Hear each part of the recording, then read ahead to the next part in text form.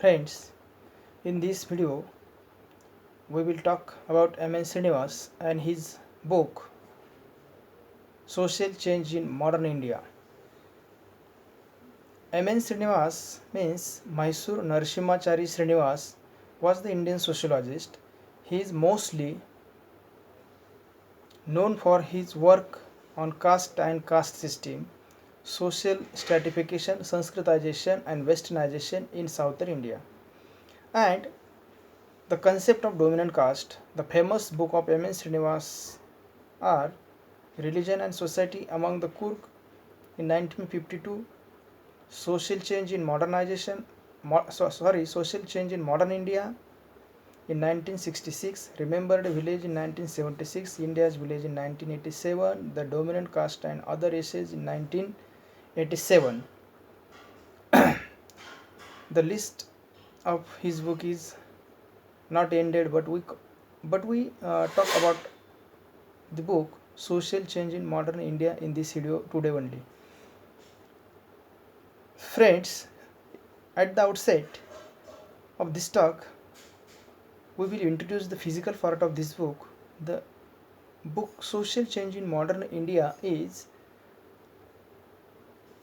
I mentioned, written by M.N. Srinivas, and this is published twice.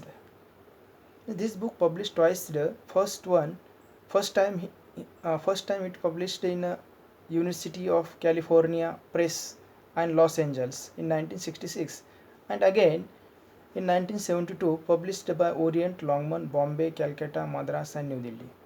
This valuable book is dedicated to Evan Pritchard. Evan Pritchard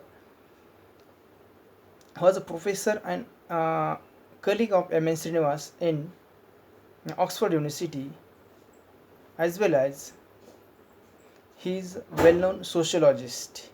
This book have also two prefaces, first by M.B. Yemen, University of California, Berkeley, and second is one by author. Total page of this book is 194 and price of this book is only 12 rupees and 50 paise at that time. Common term and phrases used in this book like Arya Samaj, backward caste, Brahmin, Kurk, Gujarati, Harijan, Hindu Harijan, Kshatriya, Lingayat, Patidar, Sanskritization, and etc.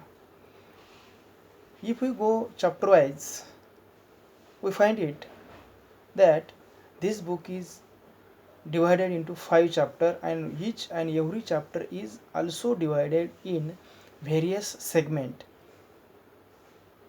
Initially, we talk about chapter number 1. The title of chapter number 1 is Sanskritization. This Sanskritization chapter cover in 45 pages and 7 segments. In second segment, the concept of Sanskritization is discussed by M.N. Srinivas and also defined this concept as Sanskritization is the process by which a low Hindu caste or tribal or other group changes customs, rituals, ideology and way of life in the direction of a high and frequently twice born caste.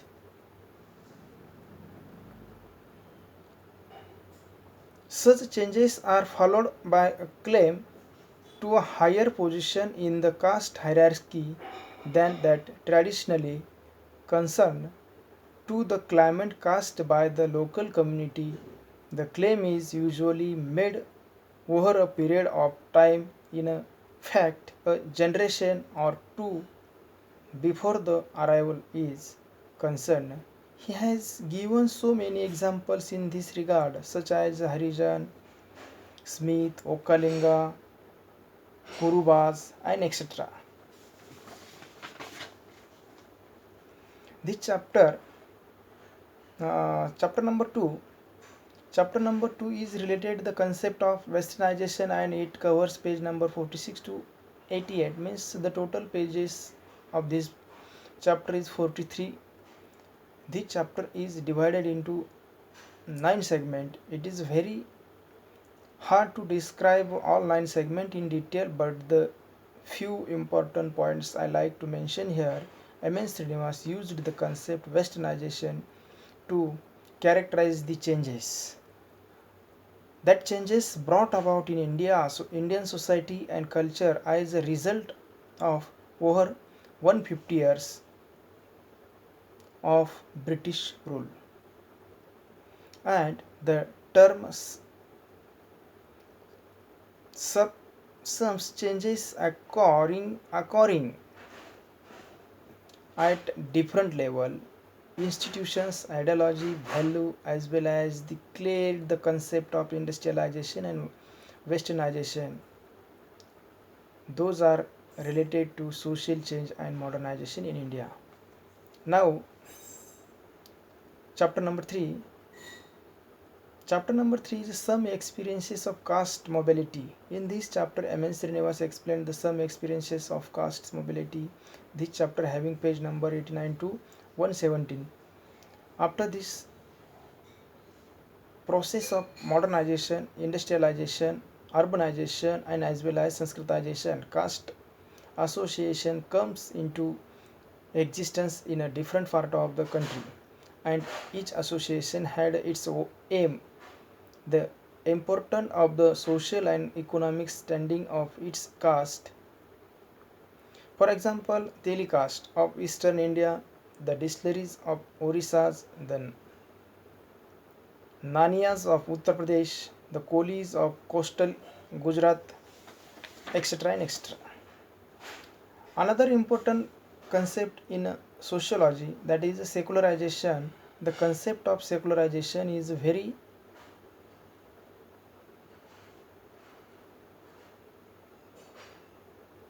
comprehensive because it is related to rationalism, and rationalism covered among other things the replacement of traditional beliefs and ideas by modern knowledge. M.N. Srinivas says that Hindus were more affected by the secularization process than any other religions group any other religion groups in India. He also explained about the concept of purity and pollution and life cycle, rituals and etc. In this chapter, M.N. Srinivas focused on social changes among the various caste and religions group from Mysore and modern India. Now, final chapter means chapter number 5. The title of the chapter is Some Thoughts on the Study of One's One Society. In this chapter, M.N. Srinivas explained the methodology that he has used for writing this book. It is very important and useful to receive this book as a scientific study.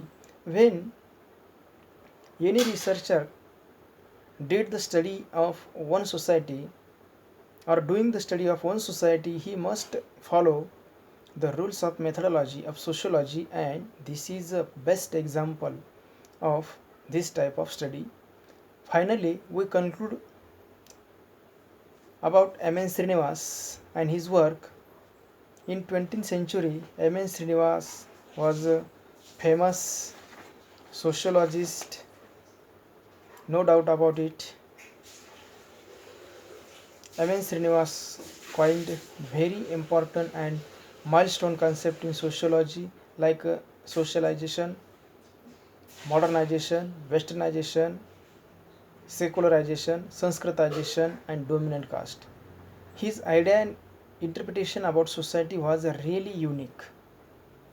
He was aware about methodology of sociology that